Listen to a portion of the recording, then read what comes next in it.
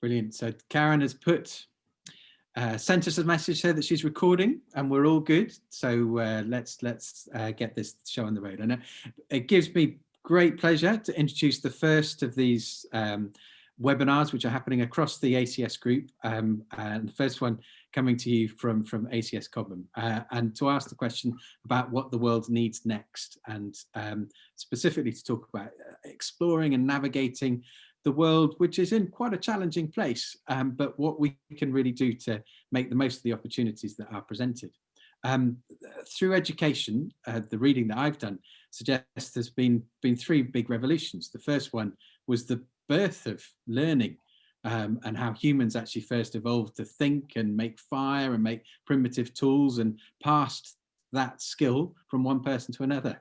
The second big change was the birth of the printing press, because that meant that more people could actually read, and that was the way that knowledge was distributed more effectively than it ever had been before.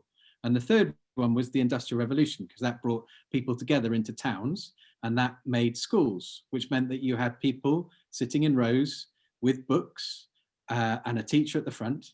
And that's really how education has looked since the Industrial Revolution until now. You still see that in an awful lot of places, but not at ACS Cobham or any of the ACS schools.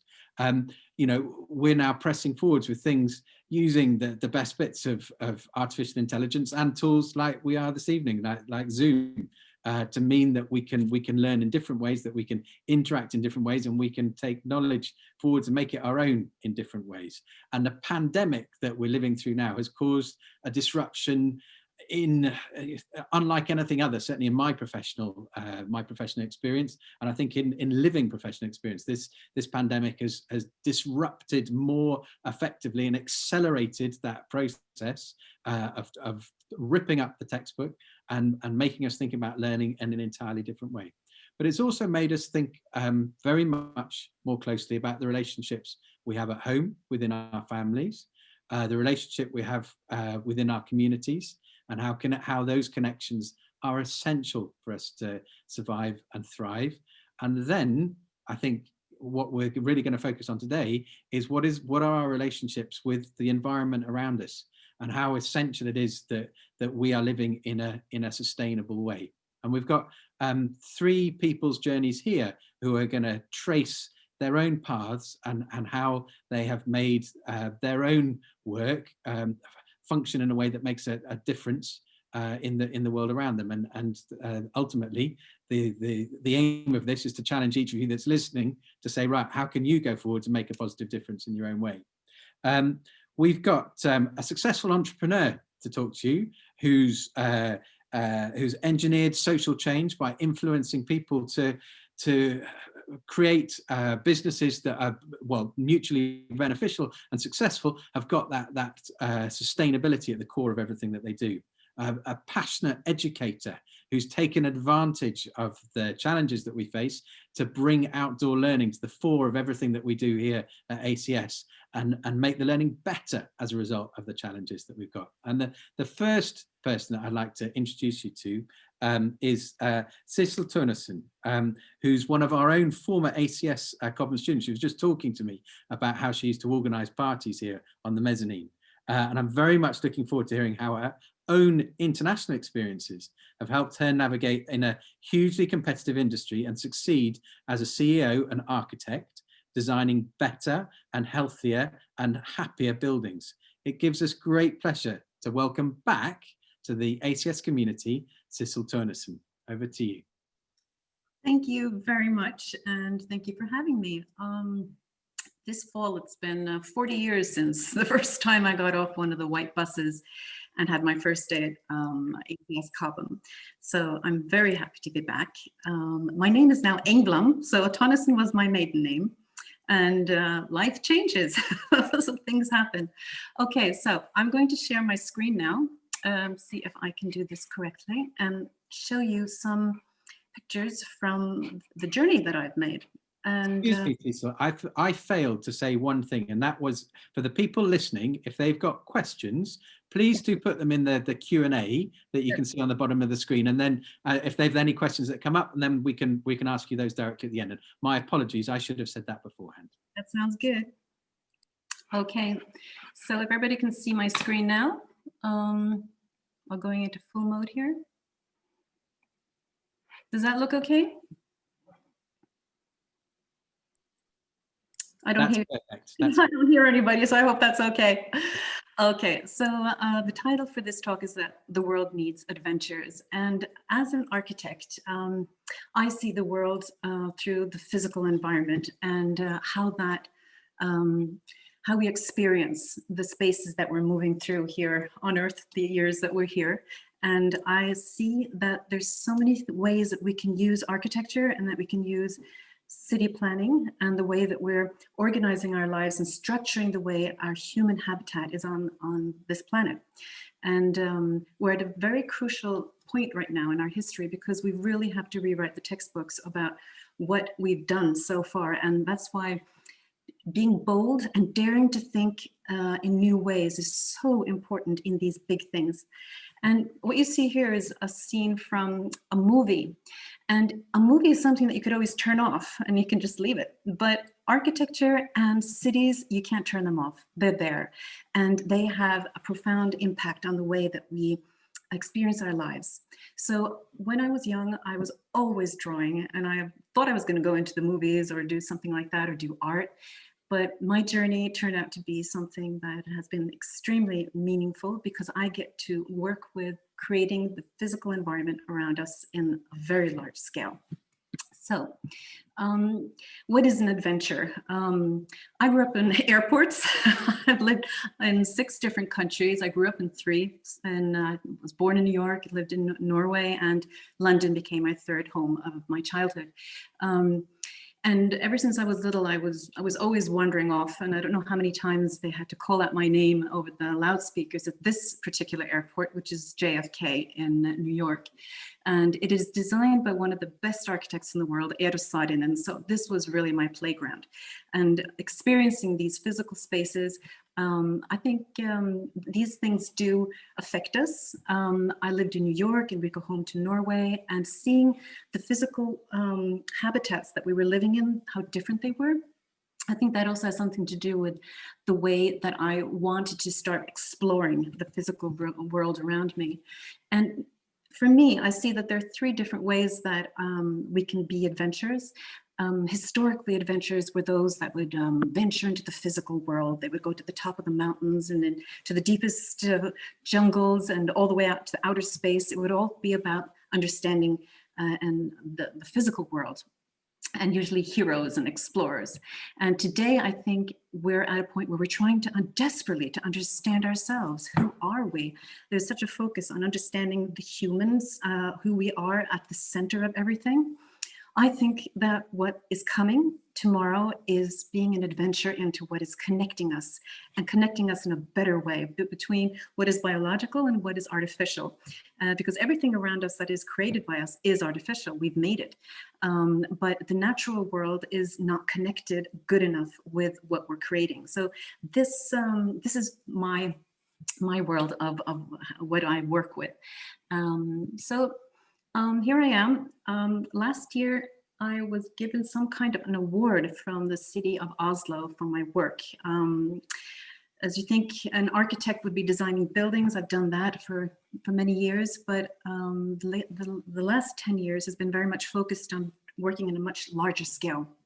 And I'm standing on a dock here because very often some of the big areas that we transform in cities will be the places that are the old docks. And how can we create new neighborhoods and new spaces? So these are really big, complex areas. And so this award that I got was as Innovation Ambassador of Norway, the only one within my field of work, working with the big physical surroundings. And this was for innovational entrepreneurship. So what I'm going to show you now is hopefully something that leads up to what this is. The first 10 years, I was working with really large structures that had to do with how we move. Train stations, metro stations, and how countries was getting connected here in the Nordic countries. So this was the architecture of movement, what happens when very, very many people need to move through space. And then About 10 years, I was working a lot with the buildings. How can we move, how can we create more sustainable architecture that would be all about circular economy, building materials that we can reuse, solar panels, green roofs. And all this was based on the idea that we can use architecture to create more sustainability. But then the last 10 years has been perhaps the most interesting for my journey, because then I got to work with really, really big projects like this one in Norway, which is about what would it look like if we 20,000 people and 20,000 workplaces were created within a 2-kilometer span of a shoreline. So creating these enormous places, we're looking at it from a helicopter, but to me, it was all about understanding how do we make great places to live our everyday lives. And while I was in the middle of all these things, terror struck in Oslo. Oslo was hit by a bomb in the government headquarters, 22nd of July, 2011. And it shook the hearts of all Norwegians, and it built a big hole in our hearts and in our city. And just a few weeks after this happened, we were all still in shock. I got a phone call from the government building department, and they said that we really need to get started. We need to find hope. We need to find out, can the government ever move back? And there are 3 ways of doing that. We have to either we have to tear down all the buildings, or we can keep some of the buildings, or we have to try to keep all of them. So for 6 weeks, I was locked in high security facilities with my team to look at these different possibilities. How can we move forward? And I think we made over 50 different schemes for what this could look like in the future. A lot of it was based on what the architects already had created and their ideas. We found old ideas that were 50 years old to see maybe we could do that. But our message to the government was, you can move back, and remember, whatever you do, whatever choice you do with the buildings, this has to be about connecting the city, and it has to be about what is happening on the floor of the city. And that has to belong to the people who move through this area every day. And doesn't matter if it's an office or if it's housing, when it comes to the city floor, that has to belong to everybody. So 5 years later, they decided that this was something that they could do. And 5 years later, they announced the competition for the urban scheme.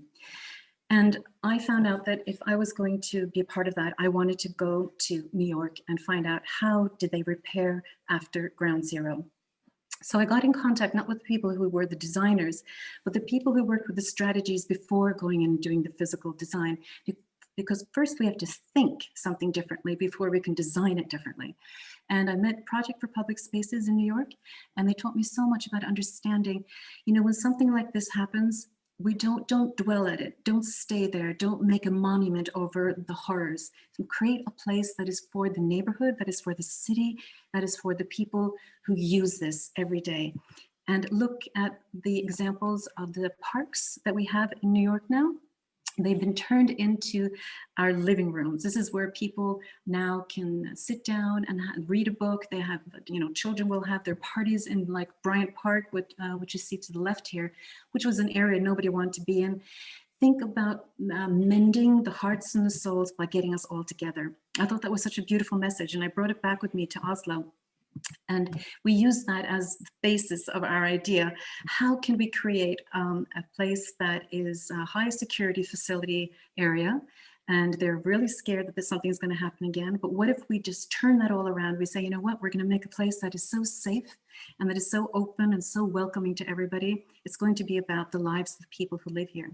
And it turned out that there were a lot of children in this area that didn't have any place to play. There was a dark park right next to it.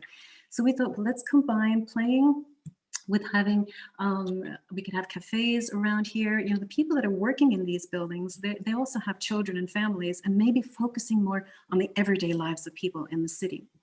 And That scheme was something that I presented for the politicians, and this is what I'm doing here. I'm pointing at the buildings and talking about mending the city, and by mending the hearts of the people through getting us all together. And supposedly that was something that hit home, because our scheme was the one that was chosen. And since then, there's been another phase where they now go into designing all the buildings. This is one of our pictures, but I know that everybody thinks that cities are houses, but they're not. Cities are people and lives, and that's the core of everything that I'm working with, and that's the social sustainability that I believe that we really need now in the future. Not to focus on the things, the houses, but focus on the life that you're creating a frame around. So a few years later, first time, or probably the last time in my life, I'm on the front of a national newspaper here in Norway, and that's our Prime Minister to the left. So she's a big lady, but here she's tiny next to me. And they asked me and a group of people who had been involved back then, what is important now? What is coming?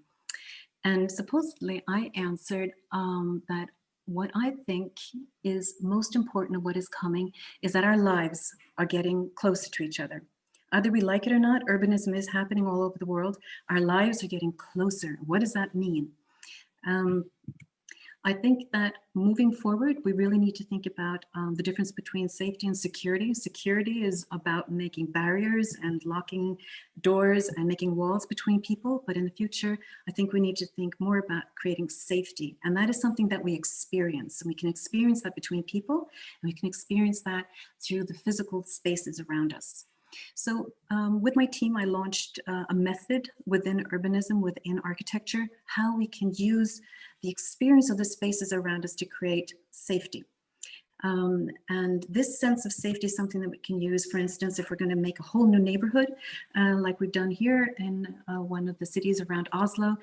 What if creating a neighborhood today isn't about going straight to the buildings, but working more with how do you move about in your everyday life? So we created dream paths for the children to walk on, soft dream paths, and making sure that the shortest way to get to a destination would always be on something soft, and it would be where you had most chance of meeting people and seeing them in the eye. Either you're old or you're young, and if you want to take a car, that's fine, but the car has to drive around the area. So the shortest, safest, nicest way to move is going to be the one that's filled with experiences and connection with the people around you. So the safety bit was what got me really started, and this is from a TED Talk that I think has been become very renowned as maybe one of the most popular ones ever, and I would recommend you to have a look at it. In 2017, Susan Pinker presented Staying Alive, and the question was, what do we really have to be afraid of? What is killing us?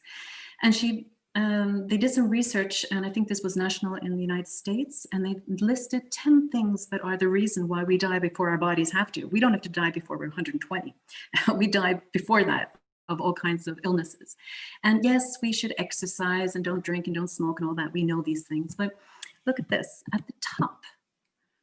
The main reason that you and I are not living past 120 is the close relationships that we have with people. Those are the people, you know their names, but the social integration is even more important. And these can be people you don't even know their names. These are people that you see in your everyday life. They remind you that you're a part of something greater, that you belong. And for us that have global backgrounds, I feel at home everywhere.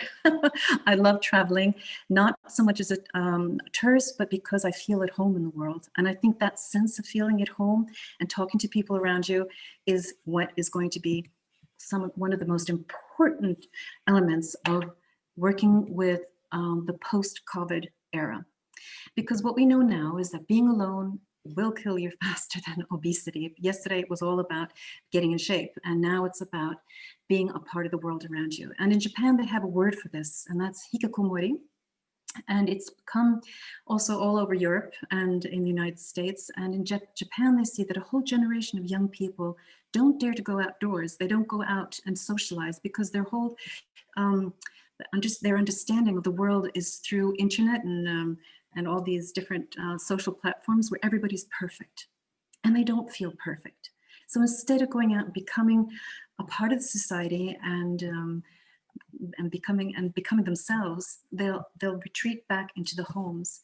And what we also know from some new science that was revealed this summer is that from scientists all over the world is that depression actually comes from the feeling of disconnection. It's feeling detached from other people. That is the kind of depression that comes from the outside, which is on the rise everywhere. And I find that this is something that is so interesting, because right now we're all looking at each other through a screen, but our brains don't read this as a social moment for us, because we have to experience each other with every cell in our body will tell us that you're not alone when you're physically in a space with other people. And the post-pandemic city has to be based on this. We can't go straight into smart cities and technical solutions. We need to be connected with each other. And even if we have to keep a distance of 1 or 2 meters or whatever it'll be, just seeing other people and smiling and being a part of the world that you're in is going to be even more important. And these ladies can laugh all the way home, because they live in Okinawa. And Okinawa is an island outside of Japan where people live the longest on this planet. They're the happiest and they live the longest. And it's not just because they're very healthy, but they are put into social context from the day they're born. They don't have to be related with the other people in their context. They don't have to live in the same neighborhood, but there are always people around them. And that connection with other people is so important also for young people. And this is from a research they did in northern Norway, trying to get more children to be outdoors and to move about. And they found out no matter what they did, they tried to tempt them with all kinds of interesting things. The most important factor was other people. So the most important factor for quality of life is each other. And that's what makes it so interesting to be an architect and a city planner in the times that are coming now. And I think that we've been focusing so much on trying to come up with new things and new spaces and new contexts. And these are things that I think that we have a lot to choose between here. But I think that maybe in the future, we need to start thinking more about why do we have these things and what are they going to do for us? And maybe we have more than enough space, and maybe we have that context, but we need more connections, and we need to define better places, the intimacy of being a place where we belong and we can see each other. So this is what I will continue to be working with, co-creating life based on biological and artificial intelligence. I don't want to say no to all the technological wonders we have, but they're not the solution. Those are only our tools. And we have to bring this back into understanding how we can do this with the biological world around us and using our IQs for that. So I'll end there, showing the city of Tromsø, where I have one of my 2 offices, a beautiful town up in the Arctic. And be bold, enjoy, and create. That's my message for today. So thank you very much. Fantastic, and thanks Sissel for that really engaging talk. I think we've just got a couple of quick minutes for some questions. So just one that's come through in the Q&A. How have the skills and experiences you gained from ACS helped you in your life and your career? Well, I was quite shy when I was at ACS. I was only 16 years old when I started, and I came from Oslo. And the first thing that I got there, which I really enjoyed, was I got Latin. So what they did was that all of us, I don't know if they still do that, but all of us who didn't have English as our first language were given Latin lessons. And for me as an architect, Latin and Italian is the language of architecture. So that was really wonderful. I still have that with me. And also finding my voice. I was always drawing, and I was always into my art. And through my English teacher, I learned public speaking, being able to dare to sit here right now talking to you, but also being on quite a lot of stages internationally, and finding my voice and daring to voice my opinions and to be a part of being on different debates and just daring to take space. And that was my English teacher, Doug Johnson. Hilary Spencer taught me Latin. Diane Swayze was wonderful for those of us who decide to do the UN model United Nations. And that I really can recommend, because that was a once in a lifetime experience. Talk about getting up on a stage in front of thousands of people. That was just amazing. And in art, I was, my teacher, Dale Hawes, she saw that I was always drawing, and she said, you know what, Cecil, you're too good at drawing. You have to stop drawing. You have to start daring to do other things. So she pushed me into working more with space and with models and with clay. And that started my path into art and into architecture. So there were a lot of these things were the extracurriculums. And I think I also have mentioned it, but I had a chemistry teacher. I wasn't great at chemistry, but one thing that connected us very much was that she came straight from California in 1980, and she brought with her yoga. And yoga wasn't something that people did, at least not in the Nordic countries or in England at that time. And so she had yoga lessons for some of us in the gym early in the morning. And that was so great because that became something that I do to this day, using yoga to stress down and to get connected with yourself. I guess connection is my word today. And that's a really nice quality to have with. So it's not just about the academics, but also about the extracurriculums. That really helped me a lot. Mm. Fantastic. Thanks so much for sharing your experiences with us. I think we've just about run out of time for this session, so I'll just hand back over to Barney, and if you can stop sharing your screen, Cecil, that'd be fantastic. Thank you. Thank you. Thank you very much, Cecil, and my apologies for calling you Turnison. It's fine. But it's lovely that you talk about connection, because that's been a real focus for our whole community through the last little bit of time as well. So thank you, and thank you very much for coming back to see us again. Our second adventurer is Sian Sutherland, who's made positive change happen by building socially responsible brands that resonate with consumers. Her work has spanned a variety of industries, but her determination and commitment remains focused on a central purpose. And that story of that purpose and that mission is the one that she's here to share with us today. Thank you so much, Wayne. Oh, Cecil, what a talk that was. That just reminded me that my first ever plan was I wanted to be an architect. And then my eldest son, I tried to make him be an architect. He's ended up going into property because he didn't study architecture, but I just think it's the most incredible thing to do, to create spaces that people live in, the impact that you can have of creating environments. I've always thought it's the most wonderful thing. So good evening, everybody. My name is Sian Sutherland, and I just want to give you a little snapshot into my history as a serial entrepreneur. And then I want to move on really quickly to, I was thinking, so what would it's such a great topic. The world needs more adventurers. And what would I have loved to learn earlier? And that perhaps I can impart to some of you good guys, be it 16 years old or 30 years old. What do I wish I knew then? So I'm going to cover a few of those things too. So my first career was in advertising. I was briefly in advertising, but I left to become an entrepreneur very early on, age 25. And I have no idea even now why I decided I would open a restaurant in Soho. I had no experience in this. I'd never picked up a plate, pretty much. I'd never waitressed or anything like that. I just had this crazy idea that I wanted to create a wonderful environment for people to have a good experience. So we opened the restaurant in Soho. I pulled together a team. We were a very young team. I learned so much running that. Every single day running a restaurant is like a new business presentation. Everything you've ever seen about kitchen nightmares, it's double as bad as that, trust me. The stories I could tell you. But we won a Michelin star in our first year, which at the time was a massive accolade. But all of those crazy hours and crazy chefs, everything you know about it is true. And then I left there. I'm married, my restaurant manager, and anybody who works with their partner, God bless you, big respect. And I went back to my marketing roots, and I set up a small, very focused creative and branding agency. And we decided that we would focus on just the two areas that we were passionate about, and that was drink and beauty. So we had a lot of fun designing drinks brands. And then we also got very involved in the underbelly of the whole beauty business.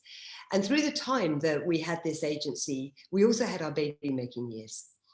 And so we used to just create products with all this black book of experts that we had to create products for ourselves. And then fast forward 16 years later, I decided that there was still, in this massively saturated market of beauty, where I don't know how women choose anything. You go from Space NK to Boots, you go anywhere. There's just such a plethora of choice and selection in every single category. And yet here you are, when you fall pregnant, about to put 30 inches on your belly in 40 weeks and hopefully lose it again, and nothing is there for you. There is, certainly at this point, 16 years ago, there was nothing that spoke to you. So we decided that we would see if we could create a new kind of brand that put those two words together, pregnancy and skincare, and drive a bus through this niche in this saturated market. And we launched a brand called Mama Mio, which we launched predominantly in the US. We manufactured in the US. I've done a lot of work over there, so I kind of loved the whole American market. And of course, it's a numbers game when you're targeting a little slither of the market of women who are pregnant. And we created this brand that I have to say gave me a lot of joy, because we had such an emotional connection to our customers. And I still meet women today, so many years later, who will say, I had 3 babies using Mama Mia. And even the fragrance of it just brings me back to that time, because we always wanted to create a brand that was like this little hug that took you along that 9-month journey with a lot of insecurities. And then it was when we were exiting this brand and selling it to the Hut Group that really I had my epiphany. And that epiphany for me was I was asked to advise the Hong Kong advisory board, who were making a documentary, the first ever documentary on the issue of plastic in the ocean. And me was, and you can imagine how many was I personally pumped out into the environment running an international skincare brand for 10 years. So here I was, this massive plastic sinner, suddenly being woken up to the devastation that we are causing our oceans and our, I'm going to quickly, super quickly change my wife. I think that should be better, right. Everything good? Thumbs up, great, thank you. So it was through talking to the scientists and the producers of this documentary that I realized the problem of what we have done and continue to do every single day, the devastation we cause our environment with this addiction to plastic. And I wondered if there was a way that I could create a different kind of organization that was pro-business, because obviously as an entrepreneur, I believe in the power of business to create change at scale and at speed. A different kind of organization that could perhaps ignite and inspire industry from within, that yes, works with governments to create new laws, but also helps industry get onto a different path and then champion them when they do so. And here we are 3.5 years later, and our first campaign was the Plastic Free Aisle campaign, which we opened in February 2018, a lot of media attention. And that really became a catalyst for change of plastic within supermarkets. We launched the plastic-free certification mark. We lobbied governments, as I say, on new laws. For example, there is a new law going through in the Environment Bill, which is banning the export of our plastic waste to developing countries. Because shame on us in the rich West, still sending over 60% of our waste abroad in the name of recycling. So all of these things about plastic really is a whole other talk.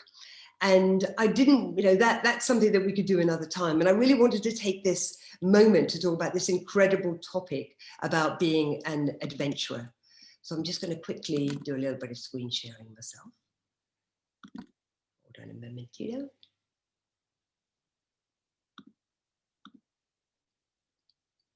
Hopefully you can see that. I'm assuming you can, unless you shout to me. So I wanted to see if we could just unpack a little bit about this whole thing about more adventurous, because I feel right now it couldn't be more relevant, that the world needs new thinking, a whole new different way of building businesses. And that is going to take a whole new level of bravery. I don't know why this slide is in. It's just my favorite slide in the world. Somebody sent me this card years ago, and I just thought I'd share it with you. But really what I want to talk about now is this. The world needs more adventurers. I've got a poll coming up on my screen. If somebody can move that for me, that would be great. Anyway, I'll move on. The first thing I wanted to talk about is, oops, technical issue. I wanted to share something with you. At the beginning of this second lockdown, I decided that really I should take this time and do a little bit of self-improvement. And so I bought this book. Somebody recommended this book to me. I don't know if you could see it. It's called The Code to the Extraordinary Mind. And I'm only halfway through this book, and already it has made me really examine some of my old ways of thinking. So I just wanted to encourage anybody who is thinking of just a little bit of brain expansion to read it. Because time and time again, when you go through this book, it makes you realize how much we limit ourselves. We fill our minds with this self-doubt when actually we are all this extraordinary. And for me, evolving really from one business career to another and now running Plastic Planet and doing what I do now has proven to me yet again that all of us, each of us, have so much more power than we think. So when we think about, have I got it in me to be an adventurer? I just want everybody to take this message that all of us have that. And then I just wanted to flick through some of the lessons that I've learned in my roller coaster of a life so far. Because if you choose to be an adventurer, trust me, you choose to live on a roller coaster and have those highs and lows. And I made a very conscious decision when I was 25 to get on that roller coaster because I wanted to live on that rather than live on a roundabout. So the first thing I wanted to talk about was failure. Because for me, this is so true. Adventurers crash spectacularly. And my first spectacular crash happened when I was 16 years old, where I went from being an A-star student to completely, inexcusably failing my GCSEs. And that had a massive impact on everything. It, of course, impacted my original education path, and it gave me a massive boot up the bum that I probably absolutely needed. But I think what it also did was made me the resilient optimist that I am today, that if you have to pick yourself up and dust yourself down and just get on with things. And it really taught me that failure is the best teacher possible. And I know people talk about that as a cliche, but I am absolute proof that you learn from your lows, you don't learn from your highs. You think you know it all on your highs. You have to accept that things are going to go wrong and that things are not going to be perfect and that you're not going to get those highs without the lows because you have to have that kind of level of comparison. And from those lows, as an adventurer, you will dig deep and you will find the seeds of the new ideas that lead to growth and positivity. The next thing I want to talk about is the fact that really boringly, I constantly used to tell my team when I was running Mamma Mia that if it was easy, everybody would do it. And adventurers know that they're choosing a harder path, but somehow there's something exciting about knowing that you choose that harder path. And my message here on this whole constant striving thing is it's very easy for life just to happen to you. We're living in this world of lockdowns and doing what we're told right now. And it's easy for us to feel like we're just plodding day to day, we're just existing. And you mustn't let life happen to you. You have to make life happen. And I think to do that, you have to set yourselves goals.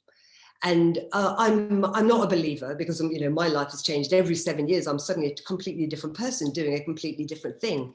So I'm not sure that a whole life plan is necessary because you never know what's around the corner and what opportunities that you want to pivot on are going to be there for you. But I think it's really important. And one thing that book talks to me about is, you know, we all have a business plan, but where's your life plan? And at least have a 1-year plan.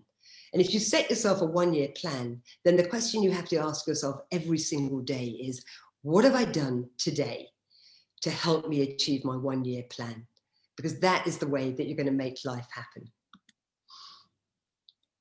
And then I want to talk about the stardust that adventurers create, because adventurers undeniably think differently. And I think as an adventurer, you have to constantly feed your mind and expand your thinking because everything is about movement and change. And one way to do this, and Cecil just talked about this so clearly for me, it really connected with me, is you have to immerse yourself in nature. Because nature absolutely is, bar none, the best teacher out there. And our relationship with nature, I think we're very aware right now, has become toxic and it's become fractured. And everything is connected. There is absolutely no coincidence that the crisis in mental health and the climate crisis are happening at the same time. They are so connected. So mental health, resilience, physical health, nature restores us. So every single day, we all have to make sure, whatever the weather, the fact it's dark at 4 o'clock, the fact that we're looking at computer screens right now, we have to spend time outside.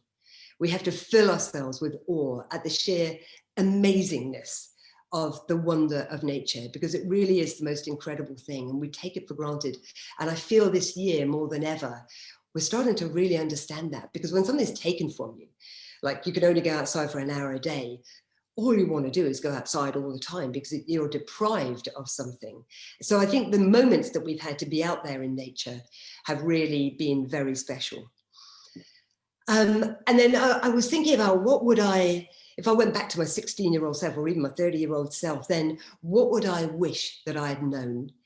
Or what book would I wish that I had read that would have actually had a life-changing impact on me? And there's two things. And one for me is, I wish I'd learned much earlier how to calm my mind through meditation.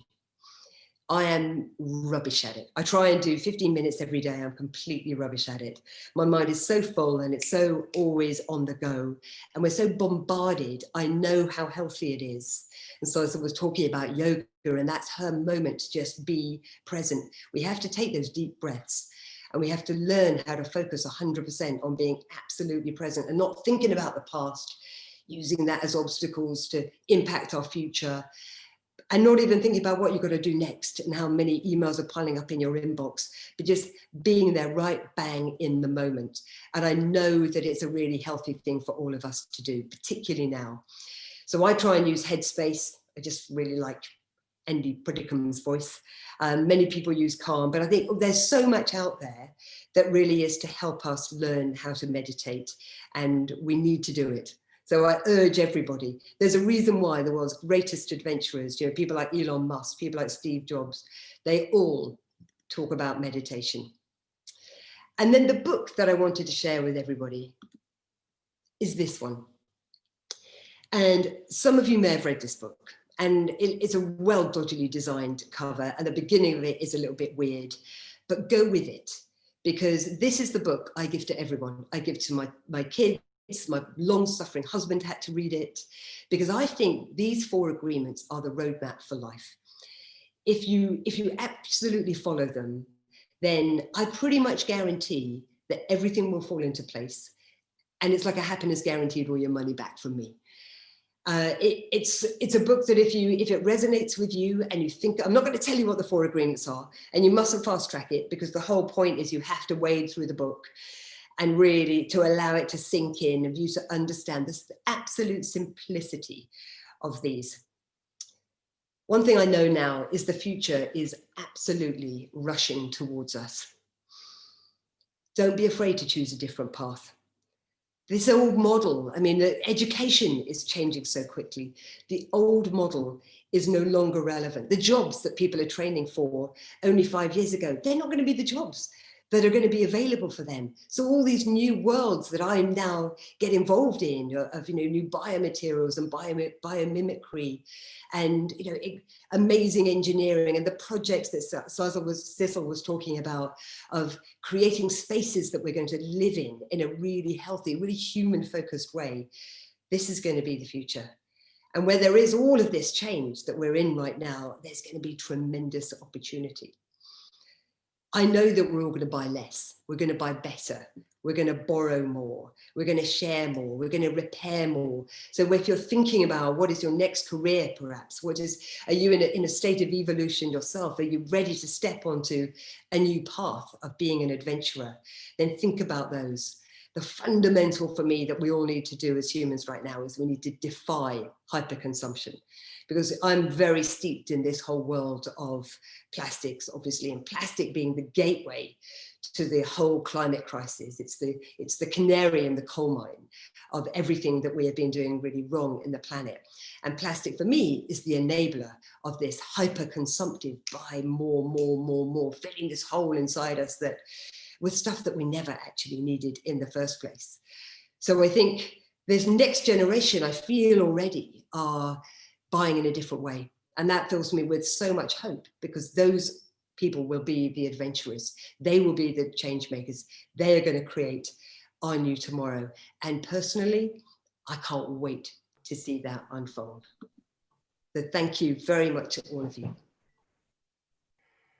Thank you so much, Sian. That was fascinating and truly inspiring. I think we'll just do really quick questions, if that's okay, while we have you, because we have had a couple that have come through. So there's one here that says, my teenage daughter said, I'm only one person, so nothing I do will make a difference. How can I empower her or teach her that she can be a change maker? I hope I'm a little example of that, because I'm just one person. My co-founder is just one person. We all feel that we've just got no power. We, you know, just in our wallets, that's power. How you buy is your power. So just, you know, when I talk about buy differently, that's a massive motivation for that. And get involved. You know, there's a big movement right now. If you are not an activist, you are part of the problem. And we are in a moment of crisis. And I think the pandemic has really accelerated our awareness of that. And the pendulum towards us moving to a better way of living, of being more sympathetic and living with nature rather than against nature. I feel that we're in that moment right now. And I think next year we're going to start to see some really tremendous change. So use your power, use your vote. All of those things are important. Never, ever feel disempowered. Absolutely. And just really quickly, because I know we're eating into Chris's time here, but really quickly, another question says, how much do you think having the freedom to take risks, to be an adventurer and explorer has to do with our socio-economic privilege? And how can students engage with the natural world, take chances, take risks if the competitive environment in school limits their time for out-of-the-box experiences? Yeah, I think it's so easy for us to think, I'll be an adventurer, or, you know, I'll be an environmentalist when I've sorted out the basics and I'm on the property ladder and I've done this and I've done that. And I look at my boys and think it's so interesting. You know, there's only a year between them. They're in their mid-20s. One of them is on the property ladder. The other has no interest. He just wants experiences. Mm-hmm.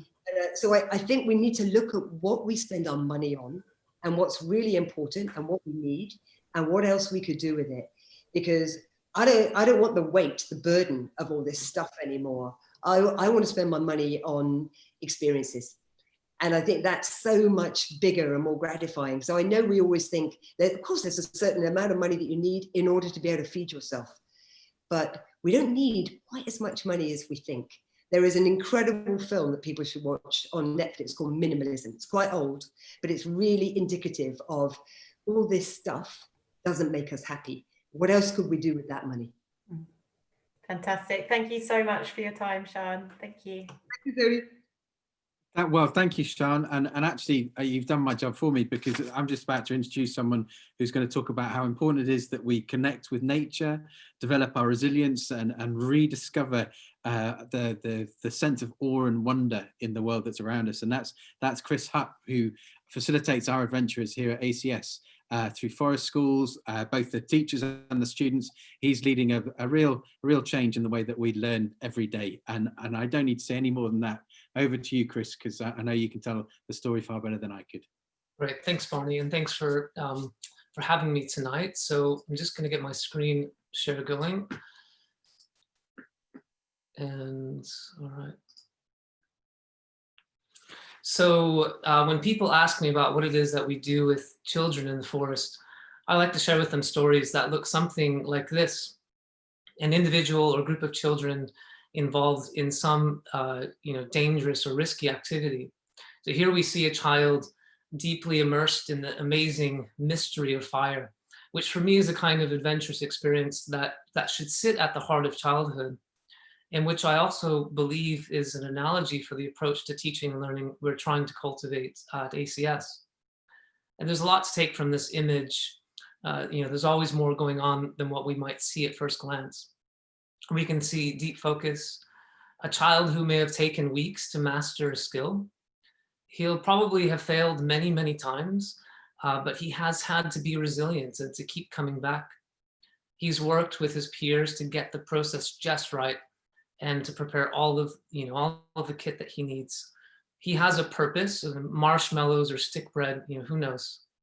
But he's taking responsibility for his actions. He's anticipating the consequences of a single bad decision. and without doubt taking pride in his efforts. There's a smell of smoke making his eyes water, senses attuned to the heat from the fire, the sound of a bird, the dappled light of the woods. Of course, initiating dozens of children into the secrets of fire is not something you expect to hear from a classroom teacher. And yet, for me, it's one of the most significant skills that I've introduced to the children that I work with. I always go back to my own childhood and remember that these kinds of activities were such a big part of my own lived experience. And many of us are fortunate enough to have participated in risky and adventurous play growing up, having had many chances to run wild, far from the eyes of adults, choose our own paths for the day, sometimes even miles away from home, only to return in time for dinner with scabby knees and filthy hands. And here we see an assortment of daring activities that I think we all agree should be a natural part of childhood. So, there really is a great deal of earthly savvy wrapped up in building fires and climbing trees, sticking our fingers into muddy holes and holding animals. It's part of the terrain of human experience that we all know children should explore. And there's sparks of wonder and excitement, hands and feet in close contact with the stuff of the world. But we also know that this is all growing under threat. And Sean and Sissel both alluded to that. That even if we do our best, really, to get our children outside, it's hard to ignore that within the past few decades, the radius of childhood has shrunk dramatically. Many of our taken for granted childhood experiences have slowly eroded away. Now the allure of screens has become almost impossible to ignore. Children know more about YouTube and Instagram than they do about tree houses and caterpillars and skipping stones. And some of our most cherished landscapes and seascapes have also changed, littered with rubbish, under threat from invasive species, constantly overshadowed by the incessant noise of people, airplanes, and traffic. We are less aware of the land, the cycles of the moon, and the subtle changes through the seasons. These threats even grow beyond childhood. In addition to the intensification of plastic and air pollution, the widespread abuse of land hardly goes unnoticed. The staggering rates of loss of biodiversity continues at pace. And extinction rates are 100 to 1,000 times greater than what we would expect them to be. And the ever-growing danger of climate change threatens to drive further losses and make the world a far more difficult place to live for humans. Our world has undoubtedly changed, and we've also changed with it. And in fact, we participated in some of these changes. In my work with sustainability over the years, one question I often come across is, how did things get this way? So many theorists believe that the cause of these disruptive changes actually came from a way of thinking about the world that has its roots all the way back in the Enlightenment and the scientific revolution.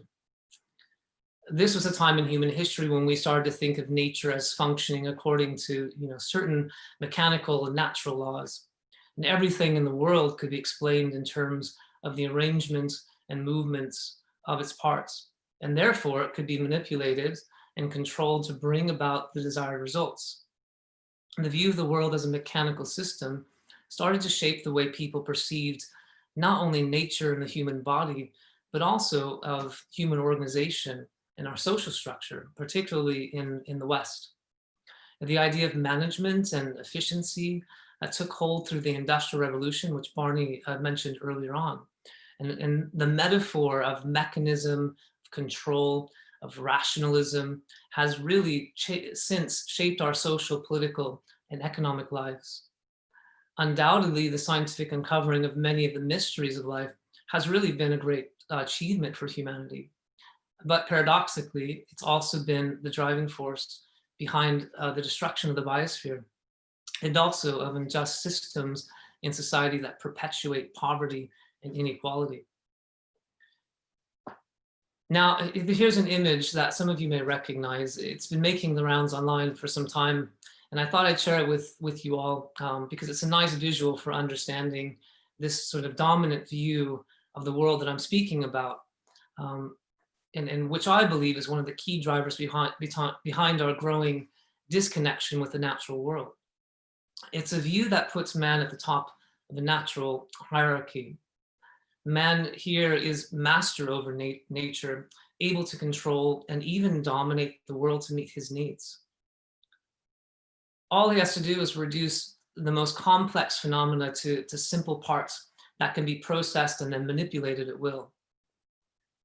It puts human comfort and well-being above all else, and indeed justifies using nature as if it were an endless fountain of energy and natural resources. And this is a reflection of the mechanistic mindset. Of course, we've all become more aware of the need for a sustainable future. We've reframed this in a much more positive way. You know, we've come to see humans as guardians and stewards of the natural world, and certainly this is an important shift in our thinking. But I worry that it's still too close, perhaps, to this, you know, the same kind of approach and a view of the world. You know, often our sustainable solutions aim to make controllable, incremental changes. We manage through policies that come from the top down, and we often act as if we can control behaviors. We just need better incentives and improved efficiency. Now, that can all make a difference, but and you know, it goes a long way in protecting the planet. But it also means that we're failing to critically reflect on the assumptions about the world that we have, and even our fundamental values. And much of our lives just carry on with business as usual. The other half of this image shows a very different possible view of the world, and one that brings him back to the approach to outdoor learning we're trying to nurture in our school. And as you can see here, humans are equal and integral to nature, not above, not separate from it. And Homo sapiens are but one species amongst an interrelated web of organisms, a part of a network that makes up complex ecological systems. And so this emerging worldview is beginning to challenge the old mechanistic one, replacing it with a much more holistic and balanced and even compassionate vision of life. It's a view that's also being confirmed by science, and I'm now teaching science in lower school, and this is something that, you know, is a real revelation in a way of our times, and that we can truly understand the parts through the organization of the whole. So in other words, the essential properties of an individual organism actually reflect the properties of the entire system. And so this is a systems view of life. So we've started to realize what indigenous peoples have known all along, and that is that we are part of nature. We are companions and we are participants with it. So I was actually pretty pleased when ACS unveiled its new branding icon not too long ago. At first glance, you know, it's fairly clear that this is an image that's communicating something about the many different facets of life in our international school, many of which Sissel touched upon. It's a global learning community, and you know, lots of exciting things happening. But beneath the surface, we might also perceive that an important shift is taking place in our community. We're beginning to see things like this. Education is an interconnected whole, an ecology of learning. And this hints at our core beliefs about the importance of nurturing relationships, of connection, and that of developing the whole child through varied experiences within a dynamic learning community. And so this is absolutely crucial as we begin to think about the challenges the future holds. Of course, there are many possible scenarios, many paths to take. The one thing is certain: our children will grow up in a time that knows far more about the world than it has ever known before. The science reveals to us the extent of the damage we've done, but it's also shown us the way forward. We are better positioned than ever to actually do something about the mess we're in, to design innovative solutions that seek to holistically heal the balance of humans in participation with nature. we're still discovering new species all the time. In fact, I think just a couple of weeks ago, there were a couple of new species that scientists discovered. We're learning how to restore landscapes, to grow food in sustainable ways. We can now better anticipate the unintended consequences of our actions. We know that our collective actions can have repercussions across the entire system. So we know how to nurture and build community to, that in that interacting with the more than human community, with the natural world, in ways that allow things to live and develop according to their own nature. So this for me is a great adventure that begins with all of us now. But it's going to require a new kind of learner, one that is a companion of nature and that participates in relationship with it. So the aim of outdoor education then is all about restoring this relationship by developing an ecological identity. It's more than just learning about nature, but getting our hands dirty with it. It's going on a journey there and back again. It's allowing time for creativity, imagination, and cooperative learning to flourish. It emphasizes real-life problem solving in a rich context, blurring the boundaries between classroom and the living community outside the walls of the school. It's sharing the success of working together to build a den or using dangerous tools. The pride of place that comes when you've made a habitat for wild animal or picked up rubbish. It's being able to describe all those mysterious creatures in the school pond. And it's watching things grow and change. For me, especially as a storyteller, it's hearing and telling those ancient stories of our ancestors and reviving those old anthologies of practical knowledge and the secrets of how to orient ourselves in the cosmos. Of course, hidden in the adventures of characters and stories were always the very precise instructions for how to live well on the land without destroying its wild vitality. It's the planting of the seed of wonder and of magic about the world in the hearts and minds of all the children that pass through our school. So I'll end with this. We may not be able to fully predict what lies ahead, but saving the world and the systems that support life is not something that will happen in some abstract future, but it begins with courageously challenging our long-held beliefs about our relationship to the living world and how that teaches us to live savingly and to take those innovative, thoughtful actions now in the present and doing so collectively as a socially and emotionally engaged community. Wendell Berry reminds us, all we can do to prepare rightly for tomorrow is to do the right thing today. Thank you. Thanks so much, Chris. That was fantastic as well.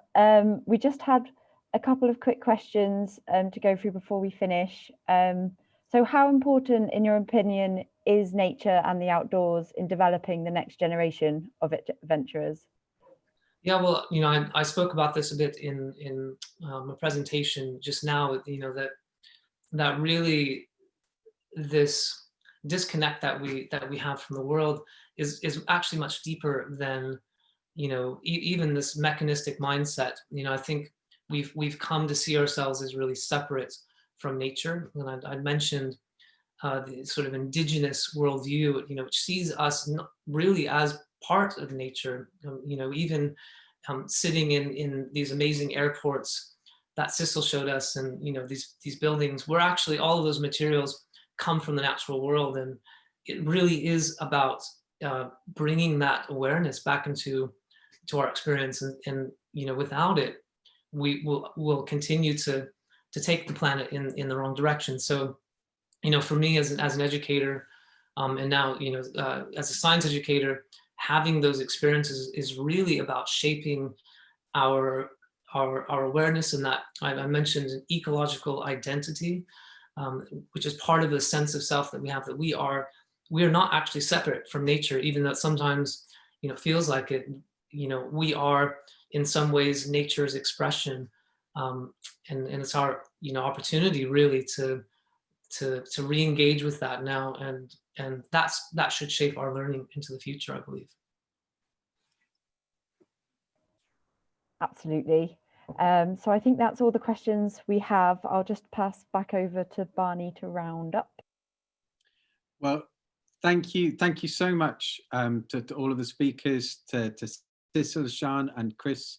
It's been a real pleasure to listen to such independent adventurers that are prepared to take risks in your own thinking and are going on and making that difference, and absolutely inspirational for our own community, to inspire them to go out and make a positive difference in our own community here. And I'm really looking forward to seeing the direct impact of your, the words that you said and what we do here in the community around us. So thank you so much for giving up your time. I hope for all of you out there that have given up your time to listen to us this evening, that you've found it worthwhile. I certainly have. I've listened lots and I've been taking notes. I've got a whole bunch of reading and TED Talks that are going to occupy my Christmas break. So thank you so much, and I hope you have a very nice evening. Good night.